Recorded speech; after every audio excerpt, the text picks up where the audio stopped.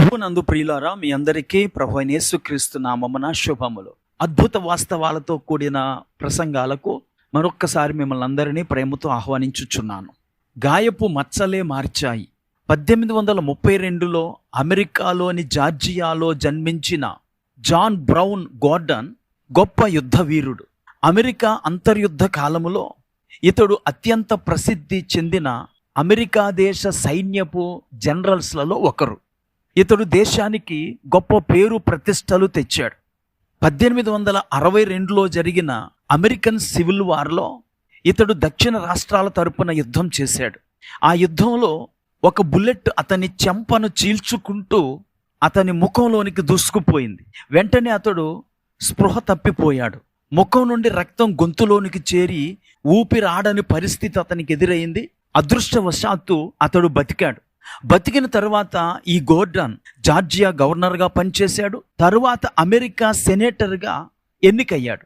అతడు America సెనేటర్గా ఎన్నికవ్వటానికి nomination పత్రాలను దాఖలు చేసినప్పుడు ఆ నామినేషన్ పత్రాలను తనిఖీ చేసే అధికారులలో ఒక వ్యక్తికి గార్డన్ అంటే ఇష్టం ఉండదు. గార్డన్ అమెరికన్ సెనేట్కి రావటం అతనికి ససేమిరా ఇష్టం లేదు. సరే, ఇప్పుడు గార్డన్ నామినేషన్ పత్రాలను పరీక్షించే సమయం వచ్చింది. కమిటీ అతన్ని గదిలోనికి పిలిచారు. గార్డన్కు వ్యతిరేకంగా ఓటు వేయాలని అనుకున్నటువంటి వ్యక్తి గార్డన్ ముఖం వైపు చూశాడు. ఆ ముఖమును చూడగానే అతని ముఖం మీద గాయపు మచ్చ ఉన్నది. అది అతని ముఖాన్ని అసహ్యంగా తయారు చేసింది.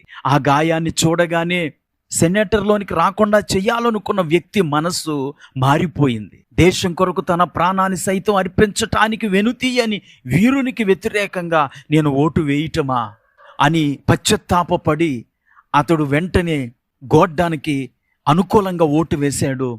గార్డన్కి అమెరికా సెనెట్లో సభ్యత్వం దొరికింది. ఈ మాటలు వింటూ నా ప్రియ స్నేహితులారా, ఈ ఉదంతా నేను ఎందుకు చెబుతున్నానంటే, ఈరోజు అనేక మందికి యేసుపై వ్యతిరేకత ఉన్నది. ఒకసారి ఆయన గాయములను మనం చూచినప్పుడు ఆ గాయములు మన కోసం ఆయన పొందాడని తెలుసుకుంటే మనము యేసును అసహించుకోము కదా. అసలు యేసు ఈ లోకానికి రానవసరం లేదు, వచ్చినా మన కొరకు గాయపరచబడనవసరం లేదు. కానీ యేసు గాయపరచబడ్డాడు అంటే అది మన కోసమే. జకర్యా గ్రంథం 13:6 నీ చేతులకు గాయములేమని వారు అడుగగా వాడు, ఇవి నన్ను ప్రేమించిన వారి ఇంట నేనుండగా నాకు కలిగిన గాయములను చెప్పును. ప్రియులారా, యేసు తన స్వకీయుల యొద్దకు వచ్చెను, స్వకీయులైనను అంగీకరించలేదు.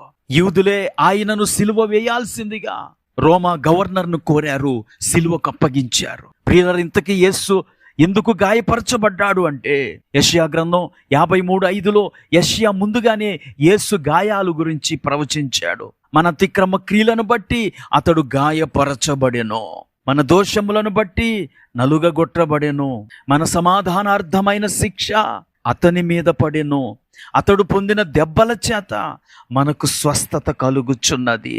ప్రియులారా, యేసు గాయపరచబడకపోతే మనకు స్వస్థత లేదు. ఆయన పొందిన గాయముల ద్వారా మనము స్వస్థతను పొందుకున్నాం.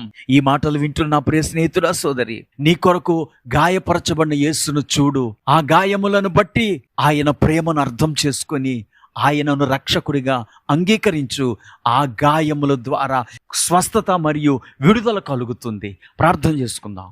కృపా కనికరము కలిగిన మా తండ్రి, నీకు వందనాలు. నీ గాయముల యొక్క కారణము తెలియక అనేక మంది నిన్ను ద్వేషిస్తున్నారు. మా స్వస్థత కొరకు, మా విడుదల కొరకు, మా భద్రత కొరకు మీరు గాయపరచబడ్డారని ఈ మాటల ద్వారా ఎవరు నమ్మి నీ యందు విశ్వాసం ఉంచుచున్నారో వారికి గొప్ప విడుదలను, స్వస్థతను అనుగ్రహించమని యేసుక్రీస్తు నామమున ప్రార్థించి వేడుకుంటున్నాము. ఆమేన్.